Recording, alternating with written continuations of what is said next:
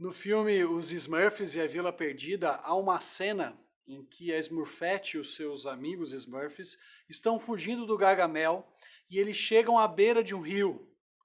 Ali, eles têm a ideia de construir uma balsa para, por meio dessa balsa, navegar pelo rio e conseguirem fugir totalmente do Gargamel. Quando eles estão navegando pelo rio com a sua balsa, no meio desse rio eles encontram o Gargamel vindo na direção deles. E eles fogem por um rio cheio de corredeiras, um rio cheio de águas profundas, caudalosas.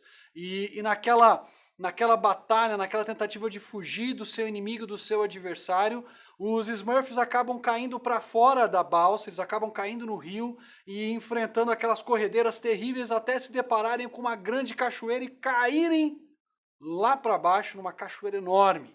E o restante da história eu não vou contar para vocês porque eu não quero dar spoiler aqui. Mas o fato é que o salmista no Salmo 42, agora já nos versículos de 7 em diante, ele também se sente como esses Smurfs no meio de um rio caudaloso, cheio de curvas, cheio de corredeiras, um rio com as suas grandes cachoeiras, e ele se sente afogado, ele se sente tomado por essas águas de angústia que o cercam e que o consomem. Lá no Salmo 42, 7 em diante, nós descobrimos que na sua angústia, o salmista recorre a Deus como a sua rocha e como a sua esperança final. Diante de inimigos que o cercavam e também questionavam onde estava o seu Deus, o salmista não deixa que a palavra dos inimigos termine o Salmo 42 como nós o conhecemos, mas que a palavra de esperança em Deus controle e guie o seu coração. Eu quero convidar você então a abrir comigo lá no Salmo 42. Eu vou começar a partir do versículo 6, destacar alguns pontos a partir do versículo 6 até o versículo 11. Diz assim: A minha alma está profundamente triste, por isso de ti me lembro, desde a terra do Jordão, das alturas do Hermon, desde o monte Mizar. Abismo chama abismo, ao rugir das tuas cachoeiras, todas as tuas ondas e vagalhões se abateram sobre mim. Conceda-me, Senhor, o seu amor leal de dia. De noite esteja comigo a sua canção. É a minha oração ao Deus que me dá vida. Direi a Deus, minha rocha, por que te esqueceste de mim? Por que devo sair vagueando e pranteando, oprimido pelo inimigo? Até os meus ossos sofrem agonia mortal, quando os meus adversários zombam de mim, perguntando-me o tempo todo, onde está o seu Deus? Por que você está assim tão triste, ó minha alma? Por que está assim tão perturbada dentro de mim? Põe a sua esperança em Deus, pois ainda o louvarei. Ele é o meu Salvador e o meu Deus.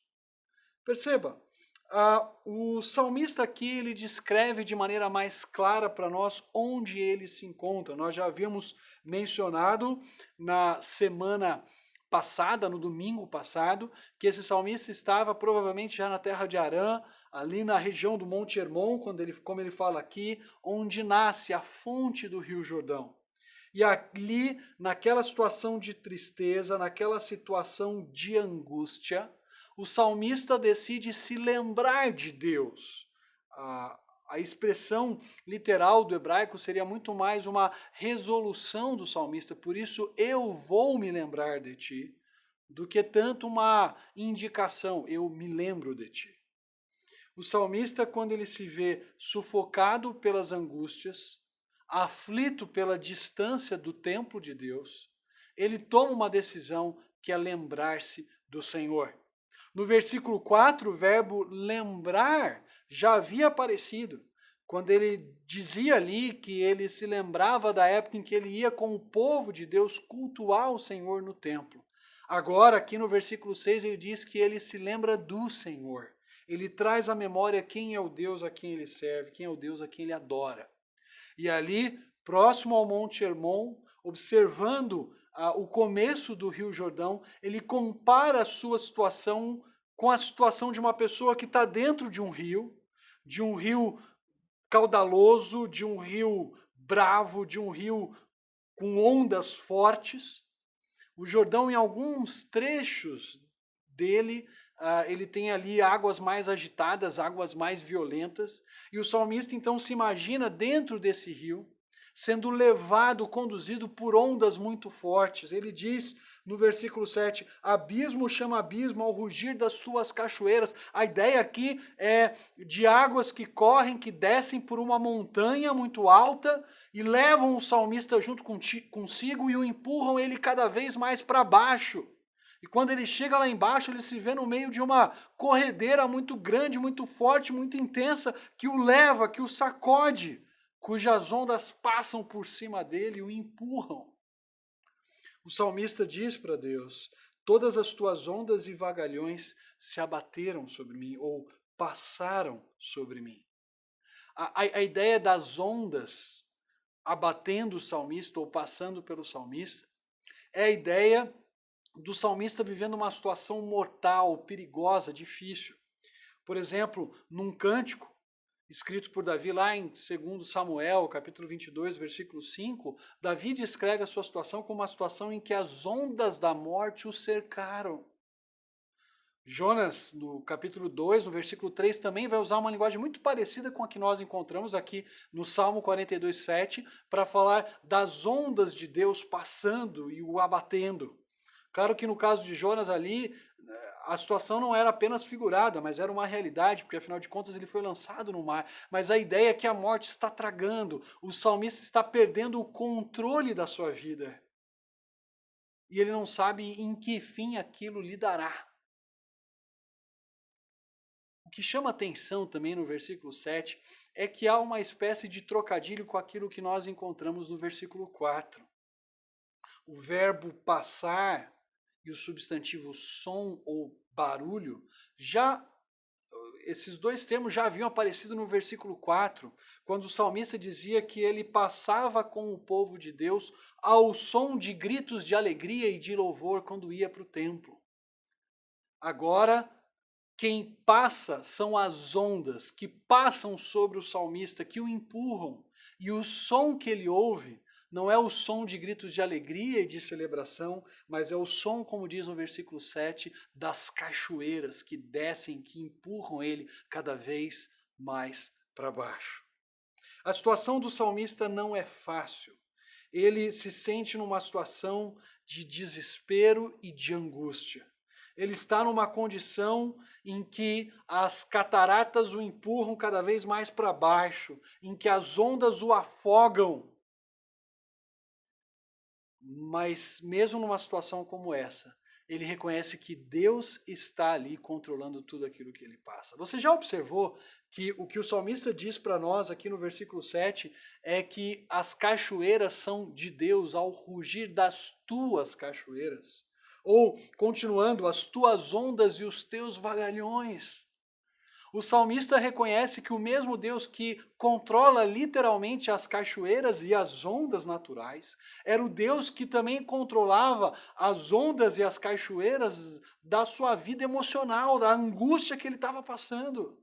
Mesmo aquela situação difícil e de aflição, ela vinha de Deus, ela era controlada por Deus. As tuas cachoeiras, as tuas ondas pesam sobre mim, me abatem, passam sobre mim, mas o Senhor continua no controle.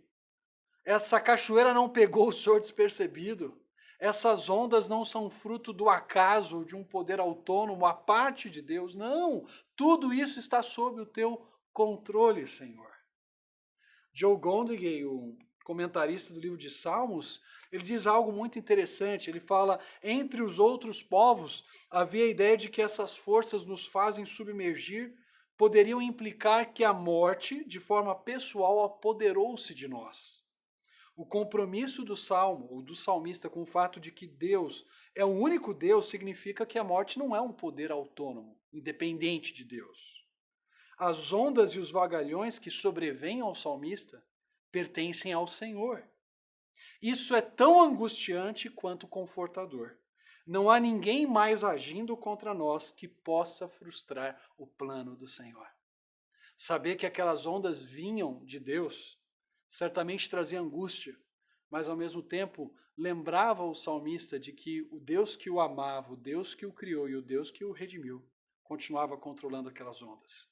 E ele sabia qual o nível de tensão, qual o nível da altura dessas ondas poderiam ser mantidas para que o salmista fosse preservado e cuidado pelo Senhor naquele momento de angústia.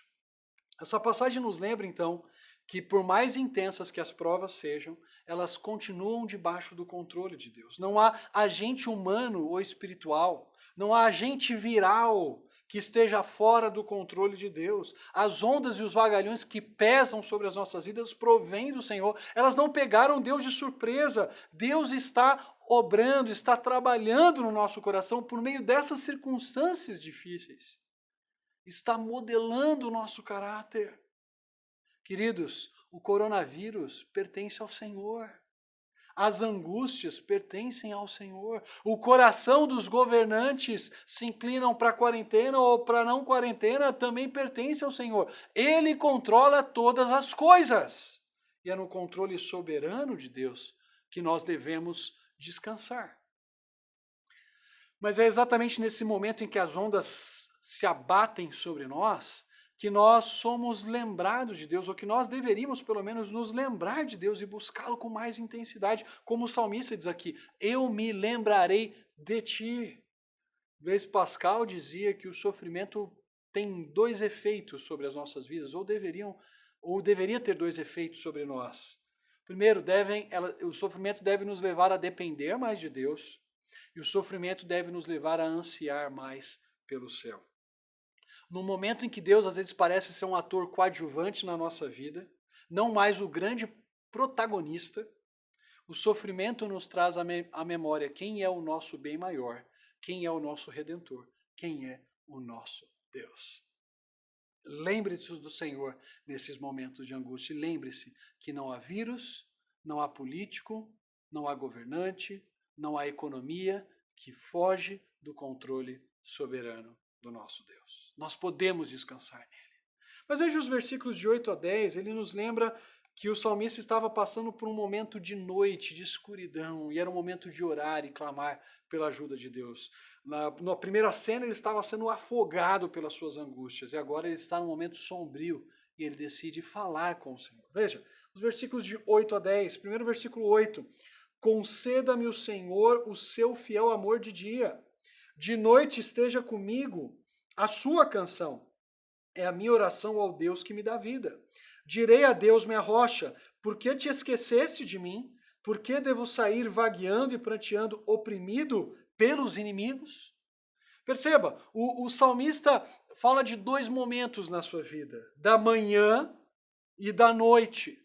Na manhã ele experimenta o amor leal de Deus, a fidelidade de Deus, a graça de Deus na sua vida. E de noite ele canta, ou melhor, ele ora ao Senhor. Provavelmente o que nós temos aqui é uma figura que o salmista usa para descrever momentos de aflição e momentos em que ele experimenta de maneira mais claro ou mais nítido para ele o amor leal de Deus pela sua vida. Nós podemos lembrar do Salmo 30, que diz lá no versículo 5 que o choro pode durar uma noite, mas a alegria vem pela manhã. No Salmo 46, versículos de 5 a 7, quando Jerusalém está, na imaginação do salmista, cercada pelas nações por inimigos, lá no Salmo 46, 5 diz, Deus vem em seu auxílio, né, no auxílio de Jerusalém, pela manhã. A noite também poderia simbolizar um momento difícil, de angústia. Por exemplo, no Salmo 59, versículos 6 a 17, especialmente os versículos 14 a 16, o salmista descreve a noite como um momento em que os seus inimigos o atacam como cães.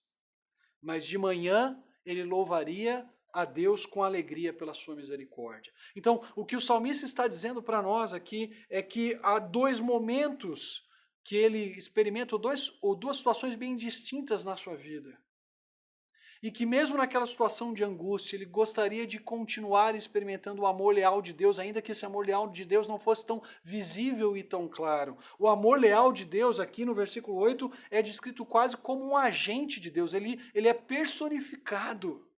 Ele pede a Deus, Deus, envia a mim o teu amor leal. Embora a NVI traduza como conceda, o hebraico literalmente diz, Senhor, envia a mim o amor leal. E o amor leal de Deus no Antigo Testamento descreve tanto a fidelidade quanto a graça de Deus para com Israel, naquele contexto de aliança, de compromisso que ele havia travado com os patriarcas. Mas esse amor leal também ultrapassa o compromisso de aliança, porque descreve a atitude de extrema misericórdia que brota em Deus, como um ser tão grandioso, que condescende, que se importa, que se envolve com criaturas tão pequenas, como os patriarcas e como o próprio salmista que está passando por essa situação. Ele clama, Senhor, derrama sobre mim o teu amor leal, envia sobre mim o teu amor leal. E no meio da noite, no meio da escuridão, a única coisa que ele tem a fazer é cantar, é orar ao Senhor. Certamente essa canção aqui não é uma canção de louvor, como o final do versículo 8 vai dizer muito claro. Essa canção aqui não é uma terrilá, não é um louvor. Essa canção aqui é uma tefilá, é uma oração, é um clamor em que ele se dirige a Deus, clamando por misericórdia e por ajuda. Mas o salmista também se lembra quem é o seu Deus.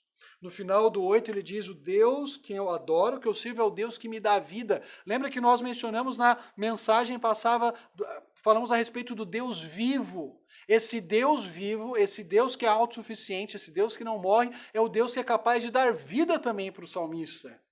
E esse Deus que pode dar vida para o salmista em meio à angústia e aos pesadelos pelos quais ele está passando, é também chamado no começo do versículo 9 de minha rocha. A rocha é uma imagem muito comum nos Salmos e nós encontramos diversas vezes também nos livros históricos, e ela descreve basicamente Deus como a segurança, como o protetor do salmista. Lá em Jeremias 49:16, a rocha é o lugar para onde uma águia pode voar e construir o seu ninho ali de maneira segura. Lá em Juízes, capítulo 15, versículo 8, depois que Sansão se vinga dos filisteus, ele vai se esconder na fenda de uma rocha. Se esconder dos seus inimigos, encontrar proteção dos seus inimigos. Lá em 1 Samuel 13, quando os israelitas estão batendo em retirada, fugindo dos filisteus, o texto diz para nós que eles se esconderam em penhascos rochosos. A rocha, portanto, pode indicar tanto um local alto, seguro, quanto um esconderijo para que o inimigo não o encontre. Deus é descrito aqui como esse esconderijo que cerca, que protege o salmista, que conforta o salmista nesse momento de dificuldade. Embora ele entenda que Deus é a sua rocha, e embora ele saiba que Deus é o Deus que lhe dá vida nesse momento de desilusão e dificuldade, o salmista faz uma pergunta para Deus. Ele diz, Deus, por que te esqueceste de mim? Isso parece um contraste marcante aqui, porque no versículo 6 ele diz, eu hei de me lembrar de ti. E ele diz para Deus, por que se esqueceste ou te esqueceste de mim? Enquanto o salmista se lembra de Deus, Deus parece ter se esquecido do salmista. Mas nós temos que lembrar que essa imagem do esquecer-se e lembrar-se é uma imagem muito usada no Antigo Testamento para indicar a ausência da ação de Deus ou a presença dessa ação libertadora. Por exemplo, quando o povo de Israel estava lá no Egito, no meio de uma escravidão, estavam clamando, angustiados pela opressão que eles estavam passando lá em Êxodo 2. O texto de Êxodo, no versículo 24, diz que Deus ouviu o clamor do povo e se lembrou da aliança que ele havia feito com os patriarcas. Ana, quando está angustiada, orando ao Senhor, depois ela vai para casa e tem relações com seu marido, o texto diz para nós que Deus se lembrou de Ana e ela engravidou. O lembrar-se de Deus aqui é uma figura de linguagem para indicar a ação salvadora dele. O salmista não estava vendo uma clara ação de Deus na sua vida, tirando ele daquela angústia, e por isso ele diz, Senhor, por que te esqueceste de mim? Ele não está dizendo que Deus é capaz de literalmente se esquecer. Ele está dizendo que ele só vê angústia e dificuldade. Deus parece não fazer nada em relação àquilo. Ele também descreve a sua angústia no versículo 10 como os ossos, aí no começo do versículo 10, os meus ossos sofrem agonia mortal. Essa é uma imagem muitas vezes usada para o abatimento. O Salmo 6, versículo 2, também vai falar dos ossos tremendos, dos ossos angustiados, expressando essa tristeza, expressando esse desânimo do salmista. E a gente pode se perguntar, por que ele está angustiado? E a resposta que ele dá é, no versículo 10, quando os meus adversários zombam de mim, perguntando-me o tempo todo, onde está o seu Deus? Se não bastasse a distância de Deus, a distância do templo de Deus, a distância do povo de Deus, ele ainda tem pessoas do lado dele como uma espécie de esposa de Jó, dizendo, onde está o seu Deus? Mas graças a Deus, porque a palavra dos inimigos do salmista não será a palavra final dessa segunda parte do Salmo 42. O que a situação de trevas, de escuridão de noite, o desejo do salmista pelo amor leal de Deus podem nos ensinar? Nos momentos de escuridão, o que sai da minha e da sua boca? Veja, o salmista nesse momento de escuridão, ele clama ao Senhor, ele canta ao Senhor. João da Cruz, um estudioso do século XVI que eu já havia mencionado na pregação passada, ele cunhou a expressão chamada noite escura da alma. Quando a nossa alma passa por um momento de trevas, o que falamos? Quando a nossa alma passa por um momento de trevas, a quem recorremos? Em quem buscamos refúgio? Será que a nossa boca produz murmuração? Ou a nossa boca produz lamento e oração, buscando em Deus a ajuda e o socorro de que tanto precisamos? Quem é a nossa rocha? Para quem nós corremos no momento de dificuldade? Deus não admite dividir a sua glória de rocha nossa com mais ninguém. Como John Piper vai lembrar no livro Cristo e Coronavírus, a nossa rocha não é uma miragem. A nossa rocha não é uma ilusão. Deus é uma realidade em quem nós podemos encontrar a segurança de que tanto precisamos. A nossa confiança não está numa ação que o nosso chefe possa tomar, garantido para nós alguns meses a mais de emprego. A nossa rocha não pode estar no nosso marido e na nossa esposa como se eles fossem toda a nossa confiança, porque eles não são capazes de suportar esse peso que só Deus pode suportar. A nossa rocha não pode estar numa situação de conforto, porque logo mais o dinheiro pode faltar. Deus precisa ser a nossa rocha. Como Ana vai dizer no seu cântico, na sua oração, Deus é a rocha, a única em que nós podemos nos esconder, a única para a qual nós podemos voar e encontrar a proteção e o abrigo de que precisamos. O versículo 11 termina com o refrão, esse refrão do Salmo que já apareceu no versículo 5, agora se repete no versículo 11. O salmista diz, por que você está tão triste, ó minha alma? Por que está assim tão perturbada dentro de mim? Põe a sua esperança em Deus, pois ainda o louvarei. Ele é o meu Salvador e o meu Deus. Novamente o salmista fala consigo mesmo, ele se dirige à sua própria alma. E ele oferece consolo para sua alma, dizendo, espere em Deus, com a mesma certeza, pois ainda o louvarei, cujo fundamento, cuja realidade é que há salvação na presença de Deus. E aqui nós temos um contraste marcante. No final do versículo 9, os inimigos dos salmistas diziam, onde está o seu Deus? No final do versículo 10, eles diziam isso. Mas no versículo 11, nós escutamos o salmista dizendo para sua alma, espera em Deus. Não é a pergunta maldosa, zombadora, de pessoas que não estavam procurando onde é que estava Deus, não, de pessoas que estavam dizendo, seu Deus aí não é forte, não é capaz.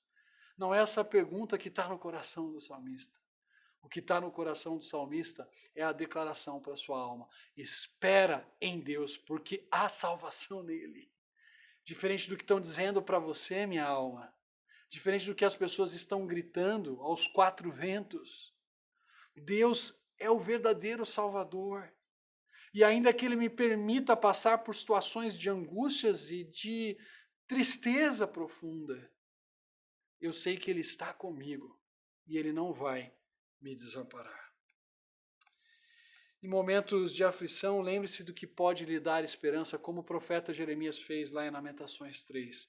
No Salmo 119, versículo 49, o salmista fala algo muito interessante. Ele pede para que Deus se lembre das suas promessas, pois nelas ele colocava a sua esperança.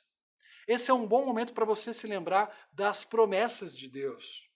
Nos momentos de trevas e de escuridão da alma, lembre-se do amor leal de Deus, quais promessas ele fez para nós. Pensa, por exemplo, lá em João capítulo 11, quando Jesus diz para Marta, eu sou a ressurreição e a vida. Quem crê em mim, ainda que morra, viverá. Essa é uma esperança, essa é uma promessa em que nós podemos completamente nos apoiar nela. Uma outra promessa que Deus nos dá em João 3,16 é que Deus enviou o seu Filho ao mundo para salvar o mundo, não para condená-lo, e que todo aquele que nele crê não vai perecer, mas terá a vida eterna. Nós devemos nos apegar nessa promessa. No mundo tão instável, no mundo em que as mortes aumentam e já passam de 6.000 pessoas no nosso país, nós podemos lembrar que a esperança da vida eterna nos mantém com o coração tranquilo, nos mantém com o coração certo, convicto de que Deus continua no controle e Ele vai nos levar a bom termo. Como Paulo vai dizer lá em 2 Timóteo 4, olha, eles podem tirar a minha vida, mas eles não vão me tirar algo. O fato de que Deus vai me levar a salvo para o seu reino celestial. Ainda que os homens roubem a minha vida, eles não podem roubar o meu Salvador. Eles não podem tirar a minha salvação e eu posso confiar em Deus.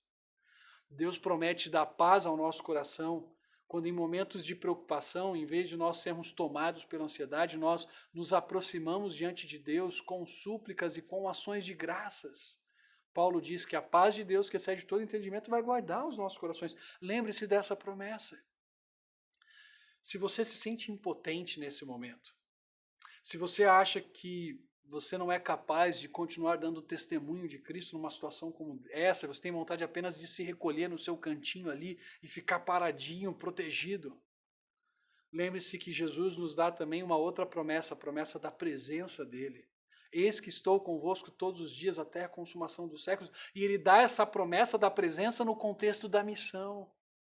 Você pode continuar sendo uma testemunha viva de Cristo para as pessoas, talvez no seu prédio, para amigos que precisam de ajuda, para pessoas que carecem de algum apoio, dando um testemunho vivo da esperança, da coragem que Cristo nos dá nesses momentos de aflição, porque Ele está conosco, nos capacitando para a missão que Ele nos deu. Quais são as promessas que Deus nos fez? Coloque a sua esperança nessas promessas. Há uma reportagem da BBC lá do ano de 2014. O título dessa reportagem da BBC Mundo, está em espanhol, é O Barco que Aterrissou em um Telhado e Salvou 59 Pessoas. Aquela reportagem de 2014 lembrava de um evento que havia ocorrido 10 anos antes, que foi aquele tsunami que atingiu a Indonésia, e falava da história de uma senhora numa vila da Indonésia, quando essa vila foi atacada, foi afetada pelas ondas do mar. Ela estava em casa com seus 5 filhos, o marido havia saído para fazer compras, e as ondas vinham com toda a força e ela corria com seus filhos para fugir dessas ondas, até que ela percebeu que ela não ia conseguir evitar as águas, então eles procuraram algum local alto em que eles pudessem se abrigar. Eles encontraram uma casa abandonada que tinha 2 andares e foram para o 2º andar dessa casa e ficaram ali com medo, e veio uma onda muito forte, muito escura, eles não sabiam se era gasolina ou se era água do mar. Depois, na sequência, veio mais uma onda muito forte que colocou eles com a água até o pescoço. Eles estavam lá boiando no 2º andar da casa, já sem saber o que fazer quando viesse uma onda ainda mais forte. E eles estavam lutando para sobreviver enquanto boiavam naquela água do 2º andar daquela casa. Até que um dos seus filhos viu alguma coisa parada em cima do telhado. E esse filho de 14 anos fez um buraco no telhado. Puxou a mãe, puxou os irmãos. Todos os 5 filhos e a mulher subiram para o telhado e descobriram em cima do telhado um barco que tinha ficado parado ali em cima daquela casa. E eles entraram no barco. E ao entrar naquele barco, eles conseguiram sobreviver ao tsunami que atingiu aquela vila. Não apenas essa mãe, mais 5 crianças, mas outras pessoas, um total 59 pessoas, foram salvos por aquele imenso barco que até hoje está lá paradinho naquela vila, como uma lembrança da proteção e da libertação que aquele barco trouxe em meio àquela violenta água, aquela violenta inundação que atingiu a Indonésia. Quando eu e você nos encontrarmos nos tsunamis da vida, nós sabemos que tem um barco que nos traz salvação. E esse barco é o nosso Deus. Não admire o barco apenas. Entre dentro dele e experimente o conforto, a segurança e o amor que só o Senhor pode nos dar em momentos de angústia e de dificuldade. Vamos orar? Pai querido, eu sei que muitos de nós aqui se sentem inundados por aflições. Muitos de nós que estão ouvindo essa mensagem estão angustiados, porque não sabem como é que vai ser o trabalho amanhã, porque não sabem quando a quarentena vai acabar, porque leem as notícias e veem mais de 6.000 pessoas mortas. Pai, eu te peço que, com a tua graça, o Senhor erga essas pessoas e coloque elas dentro do barco da tua salvação. E que elas encontrem no Senhor o amparo. E que elas encontrem nas promessas do Senhor a coragem e a força para enfrentar as adversidades da vida. O Senhor está conosco e jamais os desamparará. O Senhor nos prometeu a ressurreição dos mortos. O Senhor nos garante a vida eterna e ninguém pode roubá-la de nós. Que nós nos lembremos das tuas promessas, enquanto a escuridão da alma nos sobrevém. É o que nós oramos no nome de Jesus. Amém.